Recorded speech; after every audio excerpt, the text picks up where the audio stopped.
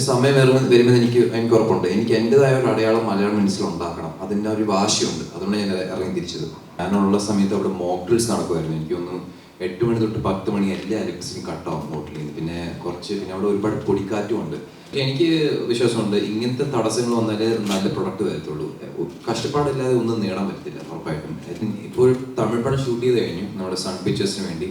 പിന്നെ വേറൊരു മലയാളം പടത്തിൻ്റെ ഷൂട്ട് തുടങ്ങി. പിന്നെ അതിപ്പം കുറച്ചൊന്ന് ഒരു സ്കെഡ്യൂൾ ബ്രേക്ക് എന്താ വന്നേക്കും ഒന്ന് കൺഫേം ഇല്ല. പക്ഷേ അതെ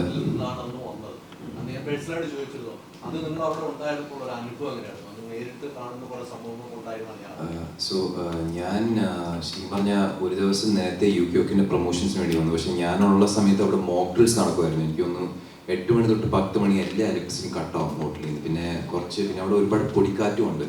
പക്ഷെ എന്നാലും മൊത്തം ക്രൂ ഒന്നുകൂടിയും റീസ്റ്റേബിലൈസ് ചെയ്ത് നമ്മൾ ഇനി ഇത് കുറച്ച് കഴിഞ്ഞിട്ട് അങ്ങോട്ട് പോകാനാണ് തീരുമാനിക്കുന്നത്.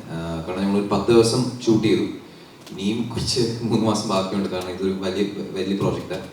പക്ഷെ എനിക്ക് വിശ്വാസമുണ്ട് ഇങ്ങനത്തെ തടസ്സങ്ങൾ വന്നാലേ നല്ല പ്രൊഡക്റ്റ് വരത്തുള്ളൂ. കഷ്ടപ്പാടില്ലാതെ ഒന്നും നേടാൻ പറ്റത്തില്ല ഉറപ്പായിട്ടും. നമുക്ക് ഒരുപാട് വിട്ടുവീഴ്ചകൾ ഇല്ലാതെ നമ്മൾ കറക്റ്റായിട്ട് ഉണ്ടാക്കേണ്ട ഒരു പടമായി ഹാഫ് എന്ന് പറഞ്ഞു. ഒരുപാട് ഭയങ്കര ബിഗ് സ്കെയിൽ പടമാണ്. സോ ഒബ്വിയസ്ലി നമ്മൾ അതിന് എല്ലാവരും നമ്മൾ ഫുൾ കാസ്റ്റിംഗ് ക്രൂ ഭയങ്കര പോസിറ്റീവായിട്ടിരിക്കുക. അധികം വൈകാതെ തന്നെ തിരിച്ച് ഷൂട്ടിലോട്ട് പിന്നെയും മടങ്ങും. അതിനുവേണ്ടി വെയിറ്റ് ചെയ്യുക. അതൊരു വലിയ സിനിമയാണ്. അതെ രഞ്ജിത്തിനെ സംബന്ധിച്ചോളം ഒരേ സിനിമകൾ വരുന്നുണ്ട്. രഞ്ജിത്തിനെ മറ്റ് പ്രൊഡ്യൂസർമാർ മറ്റ് ഡയറക്ടർമാർ രഞ്ജിത്തിനെ വേണ്ട പോലെ മലയാള സിനിമയിൽ ഉപയോഗിക്കുന്നില്ല, അങ്ങനെ ഒന്നും തോന്നാറുണ്ട്? ഇല്ല, ആക്ച്വലി ഞാൻ ഇപ്പോൾ തമിഴ് പടം ഷൂട്ട് ചെയ്ത് കഴിഞ്ഞു നമ്മുടെ സൺ പിക്ചേഴ്സിന് വേണ്ടി. പിന്നെ വേറൊരു മലയാളം പടത്തിൻ്റെ ഷൂട്ട് തുടങ്ങി. പിന്നെ അതിപ്പം കുറച്ചൊന്ന് ഒരു സ്കെഡ്യൂൾ ബ്രേക്ക് എന്താ വന്നേക്കും ഒന്ന് കൺഫേം ഇല്ല. പക്ഷേ എനിക്ക് തോന്നുന്നില്ല. കാരണം ഈ മേഖല എന്ന് പറഞ്ഞാൽ ഒരു ഗ്യാരണ്ടി ഇല്ലാത്തൊരു മേഖല എന്ന് പറഞ്ഞാൽ നമ്മളൊരു സ്ഥാനത്ത് നിന്നാൽ നമ്മൾ ഒരു സമയത്ത് നിന്നാൽ അവിടെ തന്നെ നിൽക്കണമെന്നൊരു ഗ്യാരണ്ടി ഇല്ല. ഒരു പുതിയ ആളും നമ്മൾ തട്ടിമാറ്റി നമ്മൾ പ്ലേസ് എടുക്കാം. നമ്മളെപ്പോഴും ഏറ്റവും ബെസ്റ്റായിട്ട് നമ്മൾ ഇരിക്കണം, തയ്യാറായിട്ടിരിക്കണം പണിയെടുക്കാൻ വേണ്ടി.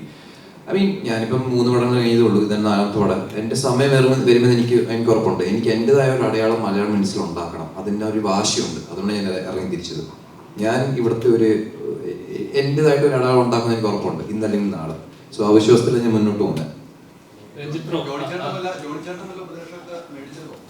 അല്ല, ഉറപ്പായിട്ടും ഞാൻ ഇല്ല ശരിക്കും പറഞ്ഞാൽ ഞാൻ പറഞ്ഞ പോലെ തന്നെ ഒരുപാട് നമ്മുടെ ഒരുപാട് പെയർ സീക്വൻസസ് ചിലപ്പം ഡയലോഗ് പറയുന്ന രീതിയായാലും ചില ഇമോഷൻ പറഞ്ഞാൽ ചിലപ്പോൾ നിർത്തി സസ്റ്റെയിൻ ചെയ്യാനൊക്കെ ചിലപ്പോൾ ഞാൻ ആ സീൻ അഭിനയിക്കുമ്പോൾ ഞാനത് ഓർക്കാറില്ല. പക്ഷേ പുള്ളി ഇത്രയും എക്സ്പീരിയൻസ് ആണ്. പുള്ളി എപ്പോഴും എന്നോട് പറയാറുണ്ടെന്ന് പറഞ്ഞാൽ ചിലപ്പം ഇപ്പം എന്താ പറഞ്ഞാൽ മോനിപ്പം ഇങ്ങനെ തന്നെ ചെയ്ത കുഴപ്പമില്ല, പക്ഷെ എന്നാലും ഇങ്ങനെ ചെയ്ത കുറച്ചുകൂടെ വിഷ്വലി സമയം ചിലപ്പം കട്ട് ചെയ്യാൻ കുറച്ചുകൂടെ സമയം കിട്ടും. അങ്ങനെ ഒരുപാട് ഉപദേശങ്ങൾ തന്നിട്ടുണ്ട്. ശരിക്കും ഞാൻ ഭാഗ്യമായിട്ട് കരുതുന്നത്. ഇപ്പം എൻ്റെ കഴിഞ്ഞ 2 പടങ്ങളായാലും സിദ്ദിഖിനോട് വർക്ക് ചെയ്യാൻ പറ്റി, ഇത്രയും ബെറ്റർ ആക്ടർ. ഇപ്പം ജോൺ ചേട്ടനോട് വർക്ക് ചെയ്യാൻ പറ്റി.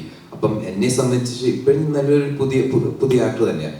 എനിക്ക് ഒരുപാട് എക്സ്പീരിയൻസസ്, ഇത്രയും വെറ്ററൻ ആക്ടേഴ്സിൻ്റെ കൂടെ ഇത്രയും ഇൻഡസ്ട്രി ഇത്രയും നാളുള്ള ആൾക്കാരുടെ ഒരു എക്സ്പീരിയൻസും ഗൈഡൻസും കിട്ടാൻ ഒരു നിസ്സാര കാര്യമില്ല. അത് ഞാൻ എല്ലാ പടത്തിലും ഞാൻ ആ എക്സ്പീരിയൻസ് വെച്ച് ഞാൻ അടുത്ത പടത്തിലോട്ട് പോകുന്നത്. സോ ഒരു വലിയ ഭാഗമായിട്ട് ഞാൻ കരുതുന്നത്.